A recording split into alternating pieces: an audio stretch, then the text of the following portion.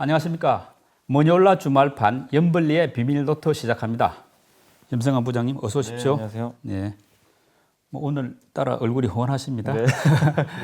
장이 조금 좋아져서 그런가요? 네, 요새 그래도 좀 시장이 뭐 느리지만 예. 천천히 올라가고 있어서 예. 분위기가 좀 되게 괜찮아서 저도 뭐 기분이 나쁘진 않습니다.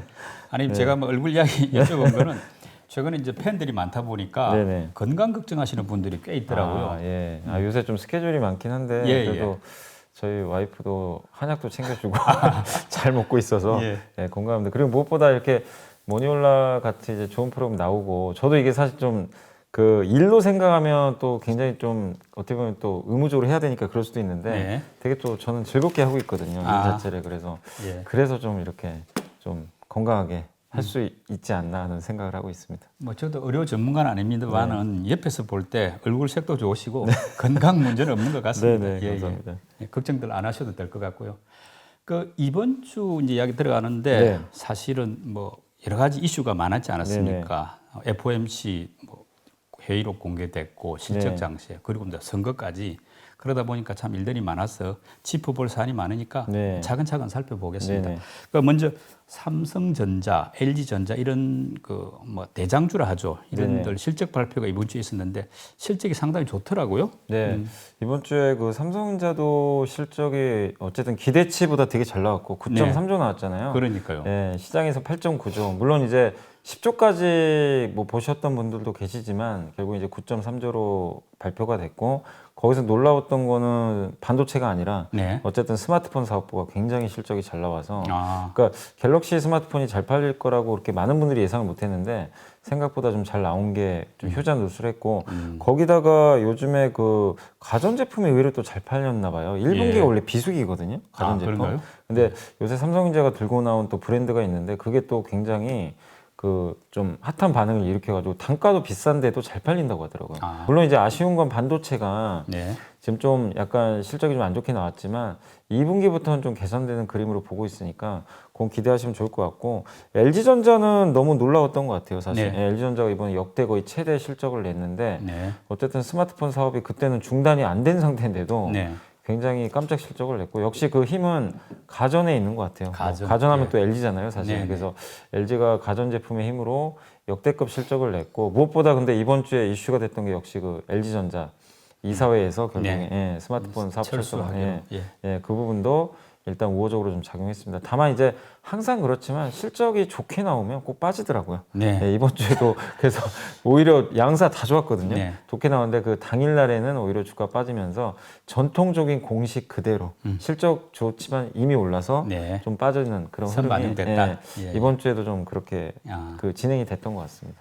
뭐 어쨌든 전체적으로 이 대장주들이 좋으니까 네네. 지금 장세가 이제 실적 장세로 좀 네네. 옮겨가는 것 같고 그러다 보니까 이제 그동안 상승 활력이 조금 주춤했지 않습니까? 네네. 다시 좀 힘을 회복하는 뭐 그런 느낌도 드는데 어떻게 네. 보시나요? 일단 이제 시장이 그동안 뭐 3천도 깨지고 네. 되게 좀 불안했고 모든 분들이 이제 우려했던 게 이거 금리 2%까지 급등하면 어떡할까 네네. 우려감이 컸는데 금리에 대해서도 지금 우려감이 많이 지금 최근에 네. 완화가 됐죠. 그러니까 금리 변동성이 줄어들었어요. 예. 그러다 보니까 이제 미국의 나스닥이 오히려 강해지고 기술주들이 좋으니까 한국도 기술주들이 같이 랠리에 동참을 하고 있고 특히 사실 금리에 제일 민감한 시장 중에 하나가 우리나라의 코스닥 시장이거든요. 아, 거기 성장주가 되게 많잖아요. 그렇죠. 근데 코스닥 시장 뭐 보신 분도 아시겠지만 은근히 강합니다. 지금 계속 올라가고 있어요. 코스피 빠지는 날도 코스닥 맞아요. 오르더라고요. 이 코스피보다 코스닥이 강하다는 거 그만큼 성장주들이 아, 그동안 이제 눌려 있었는데 약간 이제 금리 충격에서 벗어나거나 아니면 네. 적응을 하고 있다는 얘기거든요. 그래서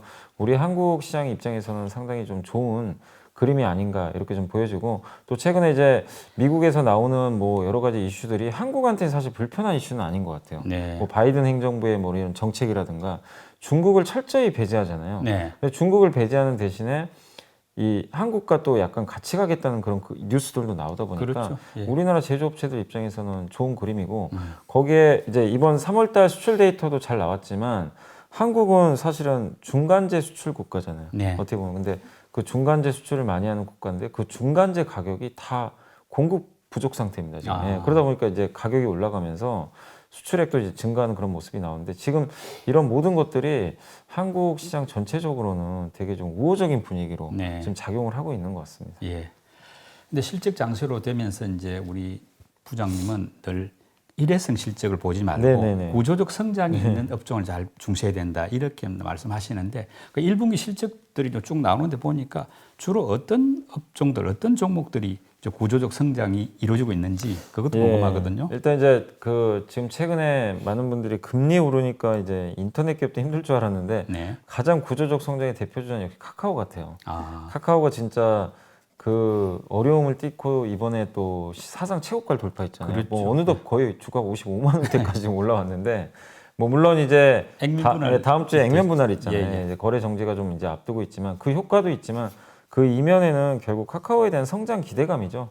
이게 누가 생각을 해도 카카오는 일회성 성장이 아니잖아요. 네. 지금 꾸준한 성장이고 여러분들도 매일 사용하고 계시고 저도 마찬가지고 그리고 카카오가 또 벤처기업들 투자도 잘하고 있는 것 같고 그 지그재그라고 있거든요. 이제 네. 여성 이제 의류 어떻게 보면 이제 쇼핑몰 같은 것들인데 그런 것들 이제 운영하는 업체인데 그 지그재그가 20, 30대 그 여성분들한테 되게 유명하다고 제가 들었거든요. 예. 그런 것도 인수를 하고 아. 그래서 되게 생태계를 이렇게 딱 넓혀주고 있는 것 같아요. 그러니까 딱 그런 것들이 좀 작용하는 것 같고 그 다음에 이제 요즘에 계속 부각되는 게 건설주 같아요. 건설. 예, 예. 건설주가 역시 왜냐하면 건설주는 성장주는 아니잖아요. 예. 근데 어쨌든 정부 정책이 작년부터 바뀌기 시작했잖아요. 거기다 이번에 이제 재보궐선거가 끝났는데 건설 업종에 되게 우호적인 또 환경이 되고 있죠. 환경이 돼버리다 예. 보니까 이제 건설주도 성장주 되는 거 아니야? 아, 이 예. 약간 이런 이제 예. 그 시장 인식이 바뀌어 버렸어요. 그래서 지금 이번 주 들어와서 건설주들이 그냥 싸서 올라간 게 아니라 성장에 대한 스토리가 갑자기 입혀지면서 네. 주가 올라가는 것 같고 그리고 또 하나 업종이 그 컨텐츠 업종인 것 같아요. 아, 컨텐츠. 드라마 업종, 드라마나 뭐 이런 것들이 왜냐하면 얼마 전에 2주 전인가요? 그때 아마 KT하고 SK텔레콤이 이제 공격적으로 우리도 드라마 투자하겠습니다. 네네. 자체 드라마, 그러니까 방송국이 아닌데 드라마를 만들겠대요. 그러니까 결국에 1조, SK텔레콤이 1조, 그 다음에 그 KT 도. KT가 한 4천억 정도, 예. 한 3, 4년에 걸쳐서 투자를 하는데 결국 그렇게 되면은 그 돈 버는 기업은 누가 되겠어요? 드라마 만드는 기업들이 콘텐츠 다, 주가 콘텐츠 되겠죠. 회사들이. 예. 그리고 한국만 있는 게 아니라 넷플릭스는 이미 들어와 있잖아요. 넷플릭스도 엄청난 투자를 하고 있고 아시아 투자하는 거에 거의 절반을 한국에 투자한다 그러더라고요. 넷플릭스가. 워낙 왜냐면은 그 우리나라가 워낙 드라마를 잘 만드니까. 잘 만들죠. 예, 예. 또 우리나라 드라마가 넷플릭스에 들어가면 기본적으로 동남아시아나 일본에서 거의 1위 하거든요. 네. 그래서 아마 그런 효과가 좀 있는 것 같고 그리고 이제 디즈니 플러스가 이제 아마 조만간 한국에 들어올 것 같아요. 왜냐하면 SK텔레콤의 그 웨이브라고 있습니다. 웨이브라고 OTT 서비스가 있는데 월 얼마 내고 이제 넷플릭스처럼 보는 거거든요. 거기에 원래 디즈니에서 제공하는 콘텐츠가 되게 많아요. 아. 뭐 어벤져스 같은 것도 있잖아요. 그거 예, 디즈니 건데 그게 갑자기 이제 이번 달 말부터 없어진다고 합니다. 디즈니가 공급을 끊는데요. 아, 이유가 뭔가요? 그럼 결국 이제 한국에 들어온다는 얘기죠. 아. 이제 우리께 들어오는데 굳이 예. 웨이브에 줄 이유가 이유가 없는 없다. 거죠. 그래서 아마 한국 진출 올해 한다고 선언은 이미 했는데 날짜가 이제 다가오는 것 같아요. 그러면 디즈니 플러스가 여기 들어오면 센 OTT가 오는 거죠. 예, 그러면 또 여기 마찬가지로 드라마 제작사하고 또 협업을 할 가능성이 굉장히 높아요. 그러겠네요. 예, 그럼 이제 좋아하시는 건 사실은 예, 예. 돈은 드라마 제작사가 버는 것 같아서 이런 이제 섹터들이 좀 구조적으로 그러니까 일회성이 아니잖아요. 예. 그러니까 IT, 건설, 컨텐츠 예, 이런 맞습니다. 쪽이 예. 좋을 것 같다. 구조적 성장이 이루어진다 이런 말씀이네요. 그리고 미국의 국채 금리가 네. 1.6%대로 좀 안정되는 국면이더라고요. 네. 이런 상황에서 FOMC 회의록 공개된 내용을 네. 보니까 뭐 당분간은 이제 긴축은 없다 이런 네. 거 아니겠습니까? 네. 내용은 뭐 복잡하지만 네. 이렇게 보면은 그동안 조금 뭐 글로벌 증시를 눌렀던 이런 불안감 네네. 이런 게 조금 완화되고 있다 이렇게 봐도 되겠죠. 네.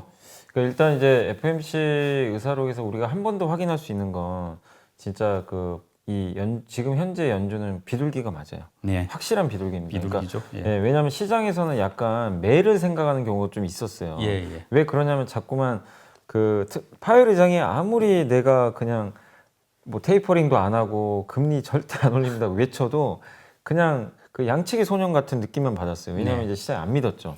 금리가 또 빨리 네, 오르니까. 맞아요. 시중금리 이렇게 올라가는데 어떡할 예, 예. 거냐. 시중금리 올라가는 건 또 관심 없다고 해버리고 네. 방치하겠다고 막 이런 식으로 나와버리니까 시장이 화들짝 놀랐던 거고 또 2013년도에 그 믿었던 버냉키한테 한번 뒤통수 맞은 적이 또 있잖아요. 그렇죠. 경험이 있다 보니까. 트라우마가 있죠. 네, 그러니까 뭐 못 믿는다 우리는. 그래서 일부 증권사에서는 올해 2분기에 예. 그 6월에 FOMC가 또 있어요. 그렇죠. 그때 아마 테이퍼링을 언급할 거라고 음. 예, 보고서 쓰신 분들도 계시더라고요. 근데 이번 FOMC 의사록을 본 결과 또 파웰 의장이 IMF 연설을 했거든요. 예. 예, 그 결과는 뭐냐면 그럴 가능성 거의 없어졌다. 음. 예, 결국 올해는 테이퍼링 없을 것 같아요. 언급조차도 안 할 것 같고 예. 고용 있잖아요. 완전 예. 고용으로 가는지 그거랑 물가. 물가 목표가 2%잖아요. 예, 예. 거기에 도달하는 걸 내 눈으로 확인하고 나서 아. 자산 매입을 뭐 그때 줄이든지 하겠다.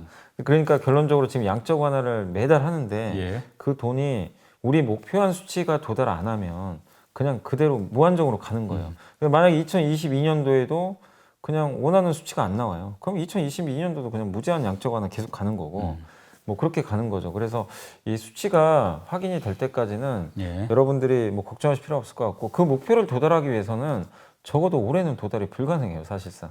그렇기 때문에 올해 테이퍼링 긴축에 대해서는 일단 여러분들이 걱정 안 하셔도 되고 그게 어쨌든 또 최근에 또 미국장한테는 또 되게 도움이 됐죠. 그렇죠. 투자들이 예. 이거 좀 안심해도 되겠네. 네네. 연준 한번 믿어볼까. 이런 이제 인식으로 바뀌면서 시장이 최근에 굉장히 좀 견조하게 네. 움직이는 이제 하나의 원동력이 됐던 것 같아요. 네. 4월 들어서는 외국인 매수세가 이제 우세한 것 같은데 네. 지금 그 외국인들의 이제 행보가 뭐 사실은 굉장히 중요하지 않습니까? 우리가 올라가느냐 마느냐인데 지금 봐서는 좀 본격 귀환하는 것 같기도 하고 네. 아직까지는 뭐 좀 속된 표현으로 간을 보는 것 같기도 하고 네. 그런데 부장님 보시기에는 어떤가요? 일단 외국인들이 근데 외국인도요 사실 뭐 본격적으로 들어올지는 우리가 지금 아직은 알 수가 없는 게 11월에 많이 그때 3조 정도 산 걸로 제 기억을 해요. 많이 들어왔죠. 그래서 이제 대부분 그랬어요. 이거 이제 드디어 시작이다. 예. 이 12월, 1월도 가는 거 아니야. 그러니까 아니나 다를까 12월 되니까 다시 다 돌변하더라고요. 네. 그래서 외국인들이 그렇게 저는 뭐 장기간 살 거라고 좀 뭐 계속 이어지는 매수 해주면 좋겠지만 과거 성향상 그렇게 계속 매수하는 것보다는 어느 특정 시기별로 그냥 매수 매도를 반복할 것 같은데 근데 적어도 4월은 살 것 같아요. 네. 왜냐하면 일단은 달러가 약해졌어요. 그렇죠. 어찌됐건 간에. 예. 근데 달러 약해진 배경은 뭐 여러 가지가 있겠지만 그동안 투자들이 내리에는 무조건 미국만 강하다. 네. 그럼 다른 나라는 지금 너무 안 좋잖아요. 뭐 프랑스 봉쇄령 막 이런 것도 나오고 하니까 유럽이 살아나야 되거든요. 유럽이 안 살아나니까 미국만 좋아지는 그림으로 다 예상을 하고 달러에 베팅을 했던 거예요. 네. 근데 최근에 백신 접종 속도가 점점 또 빨라지고 있고 물론 이제 유럽에서도 여러 가지 뭐 얘기들이 좀 많이 나오곤 있지만 결국에는 이스라엘 사례를 봤을 때 하반기에는 유럽 경기도 어쨌든 개선되거든요. 예. 백신 접종하니까 그렇게 보면은 지금은 아니어도 뭐 3분기, 4분기엔 둘 간의 격차가 좁혀지거든요. 미국과 네. 유럽이.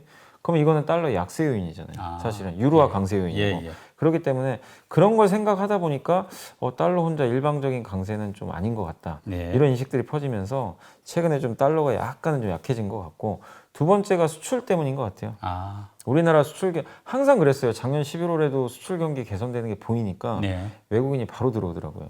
근데 지금 3월달 수출 데이터 너무 좋잖아요. 그렇죠. 그래서 이번에 사는 업종도 보시면 대부분 수출 관련주예요. 네. 뭐 반도체라든가 이런 것들인데, 아. 예, 그러니까 그러다 보니까 이 외국인들의 입장에서는 예. 결국엔 지금 그 수출 데이터를 확인하고 나서 네. 한국 이 경기가 나쁘지 않구나 네. 네. 이런 인식. 또 그동안 많이 팔았잖아요. 방금 뭐 반도체를 비롯해 가지고 이제 수출이 좋은 종목들을 네. 외국인이 많이 산다고 하시는데 네. 뭐 그 외에도 좀 있을 것 같은데 어떤 종목들을 많이 사고 있습니까? 그러니까 외국인이? 지금 최근 일주일 동안 제가 데이터를 봤는데 네. 일단은 매수 좀 많이 한 업종이 좀 의외인 업종이 하나 있어요. 통신주. 통신주를 좀 의외로 국내 통신주요? SK텔레콤 있잖아요. 예, 예. 이런 것들을 좀 사는 것 같고 그 다음에 아까도 잠깐 언급드렸지만 역시 수출 가장 좋은 반도체. 네. 반도체 들어왔고 내수 쪽에서는 의외로 좀 유통업종도 조금씩은 매수를 하는 것 같고요. 유통요. 예, 그리고 이제 우리가 다 아는 뭐 인터넷 플랫폼, 소프트웨어 기업들 예, 예. 이런 쪽도 좀 매수를 하고 있는 게 좀 포착이 됐고 또 자동차 업종 있죠 대표적으로. 네, 네. 그래서 사실 업종으로 보면 IT하고 자동차가 제일 많고 예. 근데 그 외에 좀 약간 눈에 띄는 건 어쨌든 통신과 유통업종이 내수 쪽인데 네. 그쪽을 조금 매수하는 게 약간은 좀 업종별로는 좀 특징적인 부분인 것 같습니다. 국내 경기가 좋아질 걸로 보는 모양이죠. 네, 외국인들이 그러니까 보기에도. 예, 그리고 이제 제가 기업들도 한번 뽑아봤는데 네. 어쨌든 제일 많이 산 건 삼성전자예요. 물론 예, 뭐 당연하고. 예, 그리고 그 다음에 카카오도 아. 외국인들이 많이 들어왔고 아. SK 하이닉스는 뭐 당연히 좀 예상을 하셨을 것 같고 그 다음에 기아하고 현대차도 역시 네, 자동차. 좀, 예. 예. 오늘 보니까 뭐 기아 같은 경우는 또 새로운 차가 나왔는데 사전 예약 판매가 예. 또 대박이 났다고 하더라고요. 그리고 SK텔레콤은 아마 제 생각인데 지배구조 재편 이슈가 좀 있잖아요. 네. 예, 저번에 한번 주주총회에서 기업 분할 이슈가 좀 있었거든요. 아. 그 기대감이 좀 있는 것 같고 그 다음에 좀 되게 약간 의아했던 게 요새 그 게임주 중에 NC소프트라고 있잖아요. 네. 주가가 많이 빠졌거든요. 아. 뭐 이 아이템 문제 이런 게 좀 불거져가지고 네, 근데 오히려 외국인은 이걸 기회로 봤는지 저가에 많이 매수를 해가지고 게임주를. 예, 예. 그랬고 그 다음에 오랜만에 또 셀트리온도 네. 예, 매수를 했고 그 다음에 역시 건설주 얘기 안 할 수가 없습니다. DLENC, GS건설도 네. 외국인도 이제 정책 기대감을 딱 느끼고 매수 상위에 좀 포진을 시켰다라고 보시면 좋겠습니다. 좀 다양하게 사고는 네, 있는데 맞습니다. 외국인 사는 종목들이 되게 오릅니다. 아, 예, 되게 괜찮아요. 예, 예. 왜냐하면 옛날에는요 기관이 사는 종목이 오히려 더 좋았어요. 네. 힘이 좋았을 때는. 근데 기관은 팔기만 하잖아요. 요즘 그러다 보니까 그래서 어쩔 수 없이 지금은 외국인 거의 수급장인 것 같아요. 예. 그 종목 이야기 좀 더 나눠보겠는데 네. 그 이번 주에 많이 올랐던 종목들 어떤 게 있습니까? 아, 일단 제일 많이 오른 섹터가 좀 의아하실 것 같은데 페인트.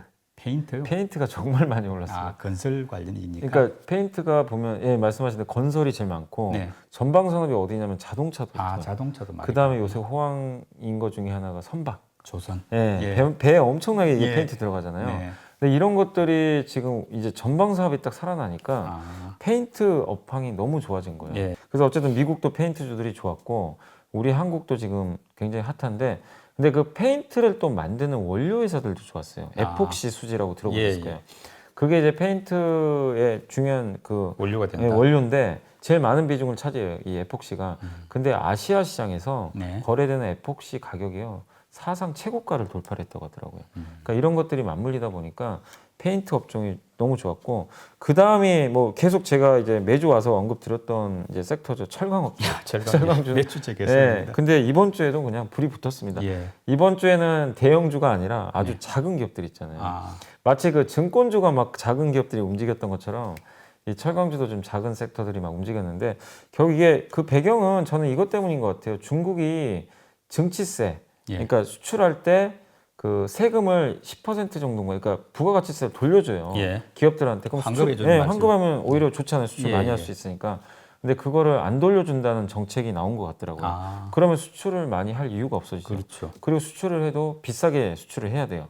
왜냐하면 그거 돌려받으려면 내가 100원에 넘겼는데 옛날엔 네. 110원에 넘겨줘야 네. 그 10원만큼을 내가 보존받잖아요. 그러면 수출 단가가 올라가요. 네. 우리나라에 들어올 때 단가가 올라가면 경쟁력이 우리, 예, 떨어지죠. 우리 한국 기업들 입장에서 좋죠. 네. 그동안 중국이 맨날 저가 제품 막 뿌려가지고 안 좋았는데 이제 우리보다 오히려 비싼 가격에 들어올 수도 있는 거거든요. 네. 그러다 보니까 한국의 중소 이 철강사들이 아, 일단 이제 해피해진 거죠. 예, 예. 예, 그 상황 자체가. 그래서 철강 업종 중에서도 이번에 그 국내 대표 이제 약간 그 중소 네. 철강사들이 좀 많이 올랐고 그다음 뭐 예상하셨겠지만 당연히 건설주도 네. 예, 올랐고 그다음에 이제 크래프톤이라고 혹시 뭐 좀 게임. 게임 회사 예, IPO 비상장. 한다고 뭐 유명하지 예, 그 않습니까? 배틀그라운드 만들어서 예, 대박이 예. 났던 그 회사가 이제 상장을 신청을 한 것 같아요. 그래서 아, 거기 관련된 회사가 뭐냐면 창투사들. 창투사. 예, 벤처 투자하는 예, 것들에 예. 그 기업들이 정말 화끈하게 이번 주에도 근데 창투사는 또 재밌는 게 뭘 했냐면 두나무라고 아세요? 그 창투사 이야기는 예. 좀 아, 이따가 좀 이따 본격적으로 한번 다뤄보죠. 해볼게요. 제가 궁금한 예. 게 많거든요. 네, 알겠습니다. 그래서 그쪽이 좀 강했고 예, 예. 그 다음에 한 가지 정말 오랜만에 셌던 업종이 있습니다. 원자력 발전. 원전? 정말 오랜만에 들어오시죠. 예. 원전은 지금 정부에서 무조건 그러니까 이게 좀 좀- 비중 예, 축소- 축소한다고 하죠. 근데 왜 올랐냐면 그 이번에 이제 부산시장에 당선되신 박형준 예, 예. 그 부산시장이 원전 좀 약간 찬성론자신 것 같더라고요. 아. 그 정책이 나와 있어요. 예, 예. 그러다 보니까 이거 분위기가 자꾸 그쪽으로 가니까 이제 원전도 뭔가 좀 그동안 원전은 억눌려 있었잖아요. 네. 건설하고 비슷해요. 예. 근데 이제 정책이 좀 바뀔 것 같아서 음. 이거 확정된 건 아니지만 원자력 발전 이제 나쁠 게 뭐 있냐. 납품하는 업체들 말씀이죠. 네, 뭐 그런 또 대표적인 게 사실 그 두산중공 같은 아. 원천 기술을 갖고 예, 있어요. 예. 시장에서 그걸 기대하면서 네. 올랐던 것 같고 그 다음에 그 외에 뭐 의류 업종이나 네. 또 이번 주에 그 증권업종 네. 중소형 증권주는 저도 왜 올랐는지는 이해를 못하겠어요. 그러니까 갑자기 물론 저희 회사도 많이 올랐습니다. 이번 주에 중소형 증권 사다 보니까 예. 그래서 이번 주에 좀 기분은 좋았는데 예. 어쨌든 그 증권주 중에서 대형산 잘 안 갔고요. 네. 중소형 증권주들이 정말 모처럼 만에 예. 엄청난 좀 주가 상승을 보였던 한 주였던 것 같습니다. 네, 네, 알겠습니다. 조금 전에 이야기 나왔습니다만 이제 선거 앞두고 건설주들 많이 올랐지 네네네네. 않습니까? 근데 이제 막상 이렇게 뭔가 이슈가 끝이 나면은 또 빠지는 경향이 있는데 이제 막상 선거가 끝났으니까 앞으로 건설주들이 어떻게 갈까? 이게 조금 궁금한데 어떻게 보십니까? 큰 그림으로 어쨌든 봤을 때 이 건설업종이 그동안 정말 억눌려 있던 부분들이 정부 정책에 대한 이제 불안감인데 어찌 됐건 간에 문재인 대통령도 스탠스를 바꿨고 예 그리고 오세훈 시장까지 일단 들어왔기 때문에 네. 조금 더 좋은 그림이 지금 나올 수 있는 것 같아요. 네. 그러다 보니까 이제 건설주에 대한 기대감들은 되게 좀 높아지는 것 같은데 일단 여기서 우리가 좀 주목해야 될 거는 일단 이제 이 건설주들 좀 여러분들 보실 때 이번에 이 공약 사항이 좀 몇 개 있잖아요. 네. 그래서 그 중에 대표적인 것만 좀 몇 개만 말씀드리면 일단 여기서 이제 구역 지정 기준을 완화할 수 있다라는 게 좀 있는데 재개발 정비구역에서 지정 해제된 지역들이 한 176개 정도 있대요. 재개발을 하려고 했는데 했다가 해제시켜 버렸어요. 네. 하지 말라고. 근데 이거를 재지정을 좀 기대할 수가 있다고 합니다. 그러면 이제 재개발 재건축이 엄청나게 활성화되겠죠. 활성화되겠죠. 네, 그래서 이게 만약에 되면 건설업종한테는 당연히 좋은 뉴스일 수밖에 없고 네. 그 다음에 이제 주거정비 지수제가 있어요. 이게 뭐냐면 이게 주택의 노후도 같은 거 있잖아요. 예. 노후도라든가 뭐 어떤 이제 주민이 동의를 해야 되거든요. 네. 주민들이 동의하는 강도가 있어요. 예. 그걸 조사를 해가지고 그런 것들을 다 점수화했나 봐요. 네. 이런 것들이 몇 점 이상 돼야 재건축이 가능한데 이게 통과 기준점이 70점이래요. 네. 근데 그거를 폐지할 수 있다고 합니다. 그럼 그러면 그냥 재건축이 쉬워지죠, 사실. 쉬워지죠. 예. 그 세 번째가 이제 이게 이슈 됐었죠. 용적률 완화. 네. 층수 규제. 우리 한국의 서울은 35층 못 짓잖아요. 단간견 35층 못 규제가 있죠. 짓잖아요. 예. 근데 이제 오세훈 시장은 이미 그걸 공약으로 예. 그거 층수 규제 완화시키겠다. 이렇게 했는데 이렇게 되면은 또 역시 속도가 되게 빨라질 수가 있기 때문에 굉장히 긍정적입니다. 근데 물론 이것들을 서울시 의회랑 얼마나 잘 타협을 해서 네. 하느냐가 뭐 관건인데 어쨌든 건설업종 입장에서는 어찌 됐건 간에 뭐 정책적으로 지금 10년 만에 재건축에 찬성하는 서울시장이 당선이 된 건 사실이거든요. 네. 그렇게 보면 건설업종의 앞으로 1, 2년을 봤을 때는 굉장히 좀 우호적인 사이클이 나오지 않을까 생각을 하고 있습니다. 예. 아까 조금 전에 나왔던 네. 창투사 이야기 본격적으로 네, 네. 나누고 싶은데 지금 뭐 미국 상장 이슈 이런 게 나오면서 굉장히 빠르게 오르더라고요. 네. 뭐 이런 투자도 괜찮은가요? 그러니까 저는 근데 이런 투자는 좀 지양했으면 좋겠어요. 왜냐하면 물론 거기에 편승하셔가지고 좀 발빠르신 분들은 좋은 뉴스가 나왔으니까 네. 뭐 트레이딩 하시는 건 되게 좋아요. 뭐 순식간에 20-30% 금방 수익 낼 수도 있는 거잖아요. 네. 본인 그 능력에 따라서는. 근데 이제 이게 두나무가 만약에 상장을 하게 됐을 때 그 이제 거래소가 업비트잖아요. 예. 그게 이제 만약에 상장을 하게 됐을 때 뭐 가치가 뭐 어마어마하게 뭐 100조 얘기도 뭐 나오는 것 같기도 하고 예. 그러니까 저는 그게 진짜 가능할까 예. 뭐 이런 얘기가 나오는데 마치 그 쿠팡도 100조를 찍었으니까 예. 그렇지만 이거는 진짜 상장을 해봐야 되는 아는 거고 네. 그리고 이 비트코인 가격이라는 게 만약에 혹시라도 무너지면 어떡해요? 네. 떨어졌을 때는 당연히 이 가치도 가치 꺾이거든요. 그러니까 그런 리스크가 있어요. 근데 주가는 어떻게 됐냐?